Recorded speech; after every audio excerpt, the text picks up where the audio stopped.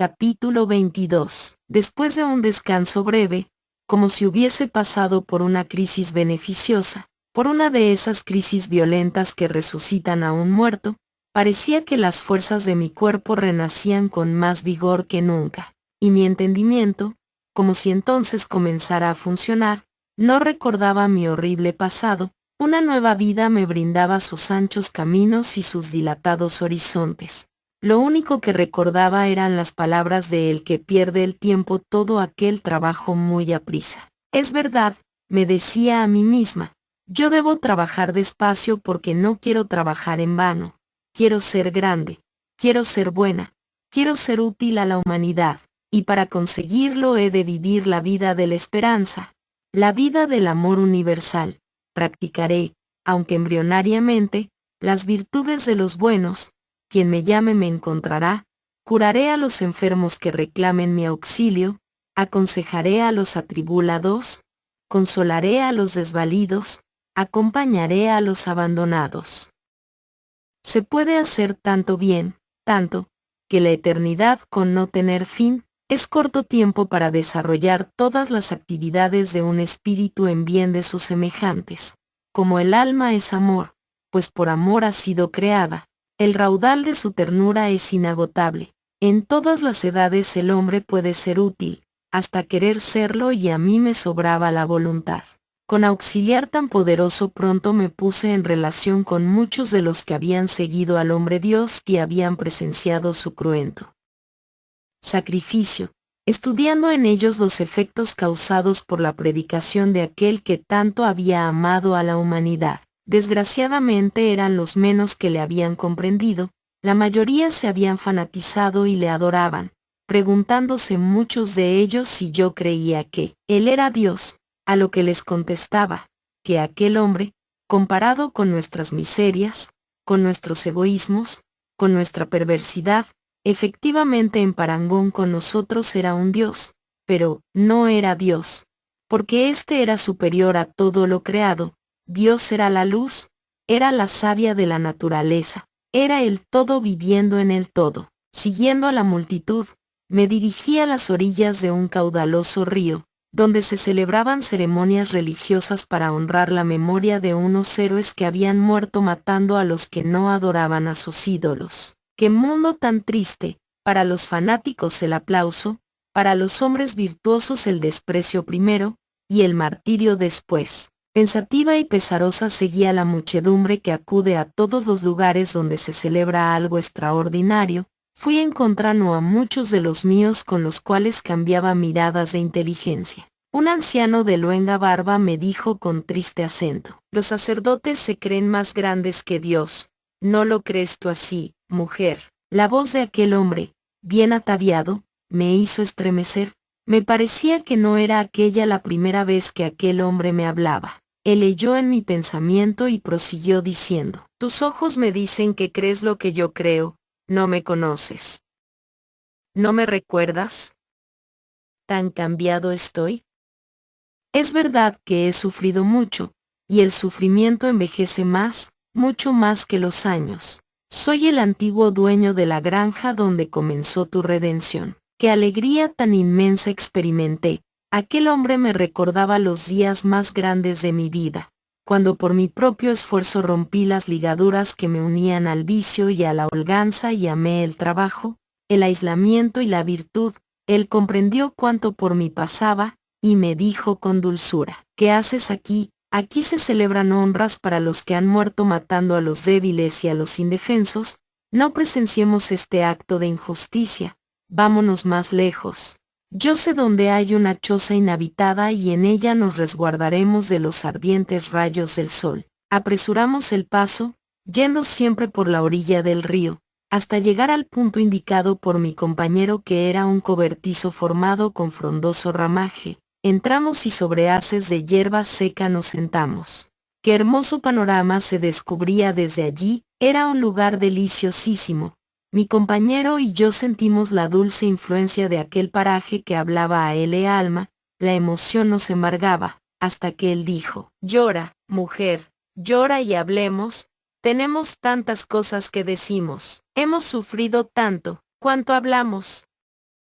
cuanto, él me contó muchos pormenores que yo ignoraba, y yo a mi vez le di cuenta de otros sucesores que él desconocía por completo. Yo, al verle, tan comunicativo, me animé, le conté lo que pensaba hacer, y le dije por último, una mujer sola en el mundo, aunque la inspire un redentor, parece una hoja seca impelida por el viento. Estoy tan cansada de vivir sola, me decís que ya no tenéis a nadie en el mundo, yo tampoco, y los demás que trabajaban con vos, tenemos que trabajar separados porque desde que él murió, todos sus discípulos riñen, es decir, reñimos continuamente, porque todos quieren ser los primeros, cada uno quiere ser su representante en la tierra, y esto ocasiona desavenencias, ruidosos altercados y desunión completa. Y a él no le habéis visto, yo sí lo he visto. No, mujer, tú deliras, yo no le he visto, y si él se apareciera, no sería a una mujer, que al fin y al cabo fue una mujer perdida. Cuánto me hirieron las palabras de mi compañero. Me bebí mis lágrimas, y ahogué mis sollozos, y él comprendió el daño que me había hecho, diciéndome, no te aflijas, mujer, no te aflijas, ya sabes que yo digo lo que siento sin idea de ofender ni a ti ni a nadie, pero créeme, no digas a nadie lo que has visto, que eres impostora sin quererlo ser, no lo digas, que serías piedra de escándalo, si a alguien se hubiera presentado, indudablemente yo tenía que ser el preferido, pues por él sacrifiqué familia, bienes y cuanto tenía. ¡Qué gloria, mujer, si yo le pudiera ver! Por eso es imposible. Yo. En tanto que mi compañero hablaba, le pedía a él que se presentara, y efectivamente, se iluminó la choza con una claridad muy distinta de la del día, y aparecía él y qué hermoso estaba. Mi compañero palideció, ahogó un grito de asombro y se levantó maquinalmente extendiendo los brazos como si quisiera tocar aquella hermosísima figura. Él sonriéndose dijo, aquí estoy, y aquí estoy porque esta vida es mía, y nadie me la puede arrebatar, es el producto de mi trabajo, de mi constancia, de mis esfuerzos en bien de la humanidad. La naturaleza es la servidora de las almas y de ella tomo los elementos necesarios para reconstituir la figura con la cual me habéis conocido ahora. Señor, tú eres Dios, y mi compañero se arrodilló ante él. No, yo soy un hijo de Dios. Dios es el amor supremo, es la ley, es la justicia, es la sabiduría. Yo soy uno de sus hijos, levántate, mi fiel amigo, y diles a los que en mí creyeron que no pasen el tiempo pensando quién será el primero, que serán los primeros los trabajadores de buena voluntad y serán los últimos los perturbadores del amor universal. Mi fiel amigo, acompaña a esa mujer en su peregrinación por la tierra, que ha sufrido mucho y merecedora es ya de encontrar un alma generosa que le preste apoyo. Dicho esto desapareció, y mi compañero, absorto, sin saber lo que le pasaba, me miró y me dijo, tenías razón, mujer, perdona mi ofensa, ven conmigo y yo seré para ti un padre cariñoso, ya no estarás sola. Nos aconsejaremos mutuamente y en nombre de él haremos cuanto podamos en bien de la humanidad. Como se animó mi alma con tan dulce promesa. Emprendimos la marcha y anduvimos muchos días, con qué entusiasmo predicaba mi compañero. Sus palabras eran sentencias y la multitud le escuchaba atentamente cuando él decía, despierten los pueblos. Despierten a la vida de redención. A la vida del trabajo. A la vida del mutuo sacrificio. A la vida del progreso y del amor. Cuando encontrábamos enfermos, si eran hombres se les decía, queréis curaros, pues sanos quedáis porque yo lo quiero y vosotros me ayudáis con vuestro deseo. Y sin imposición de las manos, solo con mirarles fijamente quedaban curados. Si eran mujeres, yo a mi modo las aliviaba y hasta las curaba.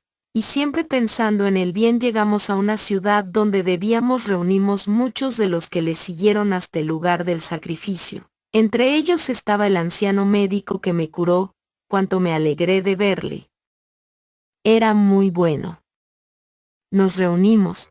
Empezó la discusión y uno de los asistentes preguntó, ¿quién será el representante de él en la tierra? Él ha dicho, dijo mi compañero, que serían los primeros los trabajadores de buena voluntad, y serían los últimos los perturbadores del amor universal, que serían los primeros los virtuosos y serían los últimos los que pusieran guerra entre pueblo y pueblo. ¿Y a quién ha dicho eso? A esta mujer y a mí, que conmigo va cumpliendo su mandato. ¿A vosotros, eh? ¿Y los demás no son dignos de oírle? Él ha dicho que acudirá siempre que le llamen, Señor, Señor, yo os pido que vengáis. Las palabras de mi compañero causaron diversas impresiones. Se miraron unos a otros, y sus miradas revelaban en unos el asombro, en otros el miedo, en los menos el deseo de verle. Todos se enmudecieron y vieron una niebla luminosa que se deshizo cuando él apareció. Apareció andando, se detuvo en medio de todos, que temblaban la mayor parte, y les dijo sonriendo, aquí estoy, miradme bien, aquí estoy, acercaos a mí y ved si soy yo. Los más resueltos se acercaron y los más tímidos siguieron su ejemplo. El círculo se estrechó hasta el punto de que le podían tocar perfectamente, y él abriendo su ancho ropaje, se le vio que debajo llevaba la túnica del sacrificio manchada de sangre, y él les dijo, esta sangre que veis no es mi sangre, es la vuestra, porque aún necesita más sangre la humanidad para regenerarse. Todos callaron, yo no me acerqué, y él dijo, acércate, mujer, y no olvides mis palabras, para que la humanidad sienta y crea, hacedle beneficios. Yo volveré entre vosotros cuando pasen los tiempos prefijados, y volveré, no para buscar a los que me idolatren, sino a los que trabajen en mi nombre, y extendiendo sus brazos formó con ellos un arco iris. El arco luminoso se agrandó rápidamente y mientras contemplábamos aquella maravilla celeste él desapareció. Muy provechosa fue su aparición, porque los ánimos se apaciguaron, los envidiosos calmaron sus rencores al ver que él no tenía preferidos, que todos le habían visto, que todos habían tocado su túnica del sacrificio. La reunión resultó beneficiosa, se suavizaron asperezas, se acortaron distancias, se habló y se discutió razonablemente, y se decidió al fin que debíamos diseminarnos para seguir la obra comenzada por él, porque todos juntos seríamos sospechosos para la tranquilidad pública. En parejas de 2 y en grupos de 3, se fraccionó aquella gran masa de hombres dispuestos, en su mayoría, a morir defendiendo su causa, íntimos amigos, compañeros de la infancia, parientes muy cercanos, se dieron el último adiós para emprender cada cual su apostolado, su trabajo de redención. Algunas lágrimas se derramaron, que no hay sacrificio que no se bautice con el llanto. Todos convinieron en ir a lejanas tierras, pues en aquellos lugares ya nada teníamos que hacer. Él lo había hecho todo, después de su martirio. Aparecíamos todos tan pequeños, que empequeñecíamos su obra. Él era el sol, y los demás, fuegos fatuos.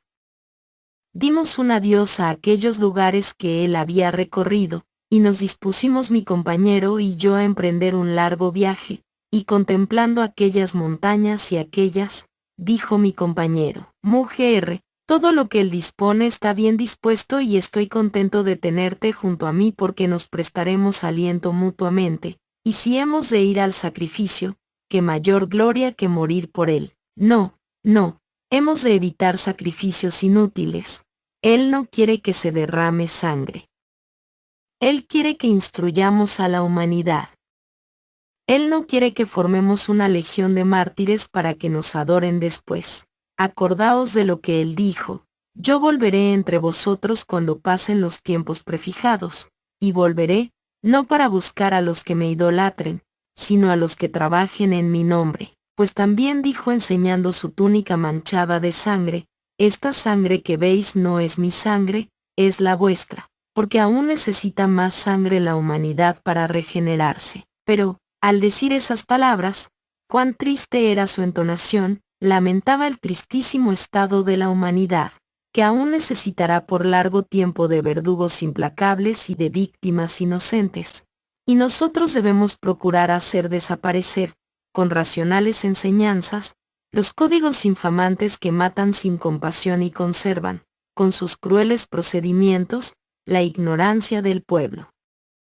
No lo creáis, no. Después de su muerte nosotros debemos enseñar su doctrina de amor, de mansedumbre, de tolerancia. Yo tengo la intuición que su sacrificio no dará frutos sino después de muchas evoluciones sociales.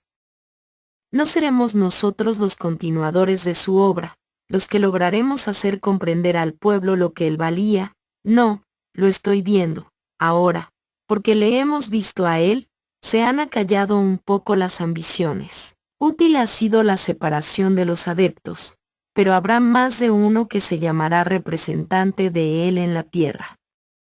Evitemos el derramamiento de sangre, amigo mío, no queramos herir de frente a los que nos pueden asesinar. Yo no puedo explicar lo que siento, lo que adivino, lo que veo en el porvenir, pero tengo la íntima convicción de que los continuadores de su obra no seremos dignos de él, pues yo sí creo que lo seré, mientras él estuvo en la tierra fui su amigo fiel. Él lo ha dicho, recuerdo que dijo, levántate, mi fiel amigo, pues fiel seré a su memoria dando mi vida por él. Dad vuestras enseñanzas y será mejor, dad vuestro ejemplo practicando buenas obras, y no queráis que la humanidad se manche con un crimen más, es necesario hundir los cadalsos, porque mientras estos se levanten, la humanidad no reconocerá la grandeza de Dios.